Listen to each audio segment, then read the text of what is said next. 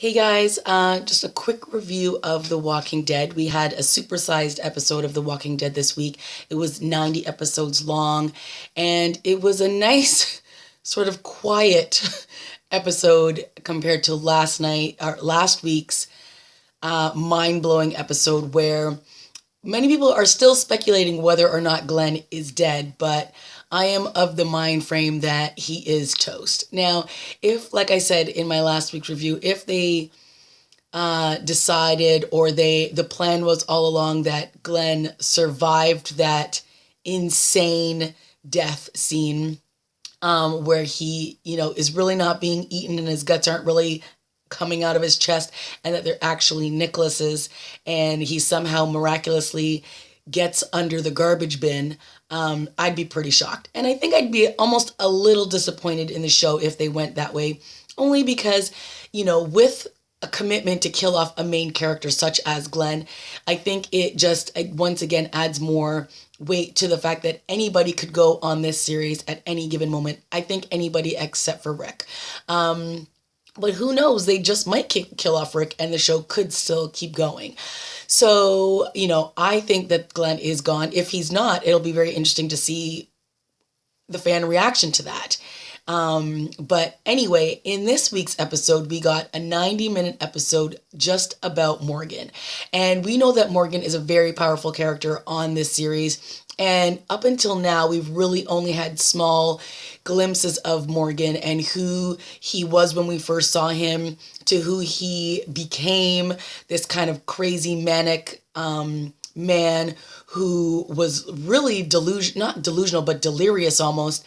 And we got a glimpse of that in tonight's episode. We know that he lost his wife when Rick shows up, but he still had his son Dwayne. And then we find out later that Dwayne died and he turns into this, this completely other person from himself. And, he basically is somebody who clears the scene. He clears areas. He kills the walkers. He kills humans. He kills anybody that gets in his way. And that is just who he's become until he meets Eastman. And it's sort of like Eastman is the calm through Morgan's storm.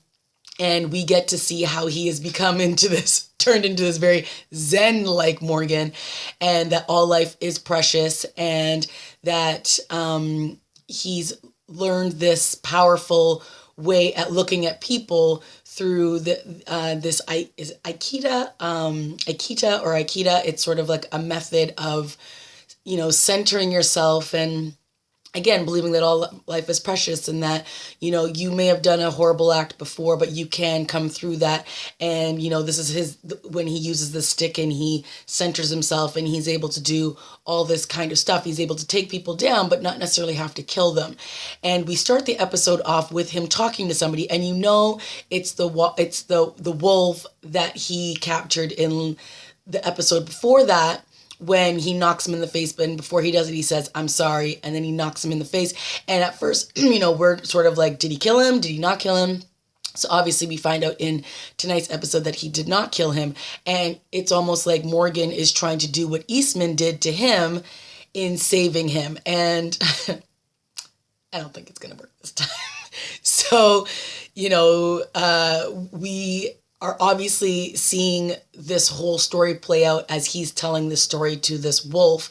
And this is one of the wolves that Morgan had bumped into, in last season's episodes when he was in the forest and he was eating, and then the wolves came up on him and then he knocked them all out. And obviously not killing them was not good because he brought them he didn't bring them to Alexandria, but they're still alive and they're there to attack. And at the end of it, he's just so menacing. And you just know that this guy's got to go. And whatever Morgan is planning with him is not going to work. And him keeping him locked up in one of these little townhomes ain't gonna work either. But we did see through his journey, he met this man, his name is Eastman, and he was a psychologist, and he worked with people in these prisons, and he had his own little prison in his house. And we get this very detailed and sad story about how a prisoner who, was up on parole, he knew that he was really a sociopath, and he Eastman was able to, like, he was the only one who really didn't buy that this man had been rehabilitated. And when this man in prison, what was his name again? When he realized that Eastman knew, he basically lost it. He tried to kill him, and then he broke out of prison, killed his wife, killed his 2 kids.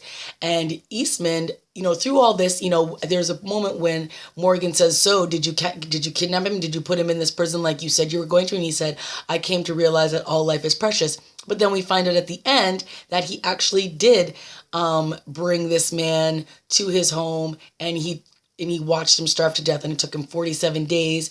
And he said he didn't feel any better after doing that. So, it's one of those moments where, you're learning, you're trying to learn from somebody else's mistakes, which is you think it's going to make you feel better killing all these people, but ultimately it's not. And there's just no need to go down that road. So Eastman ends up getting bitten by a walker that was meant to kill Morgan. And earlier on in the episode, we saw Morgan stab this man in the throat and then strangle another man. And when this walker comes at them, it's the same one. And Morgan kind of freezes because he realizes that this is from his actions.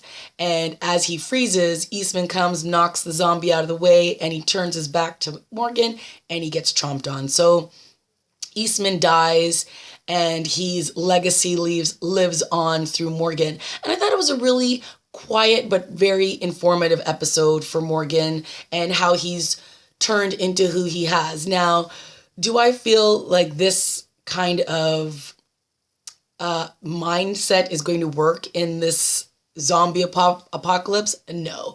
I think Eastman was dealing in a world where, yeah, he had 1 or 2 walkers come along his little place and try to chomp on Tabitha, the little goat that he had out in the yard, but he's not up against like hundreds and thousands of walkers that are coming at them, and these crazy people that this world has created. People such as the crazy people from Terminus, and now these wolves that are coming to attack them. So, I think it's fine to sort of have this all peaceful like thought process when you're not really being attacked at all sides. But in the world that they're living in now, I don't think it's going to work. So it'll be interesting to see how long Morgan keeps this up and if he's going to try to push this on to anybody else. So, we'll see what happens moving forwards with Morgan's character and how long he's going to keep this up. But like I said, he's got this guy locked up in this room, and he says, I'm going to ultimately kill you, and then I'm going to kill everybody here and their kids. And so it's like, yeah, he's a bit creepy. So as Morgan walks out, he locks the door, and then he hears people screaming from the other side saying, open the gate, open the gate. So interesting to see how the episode ended. So hopefully next week we pick up where we left off, and that is with the follow through with what happened in the episode previous to this. Okay, guys, that's it for me. Leave a comment, like, and subscribe, and I'll see you next week.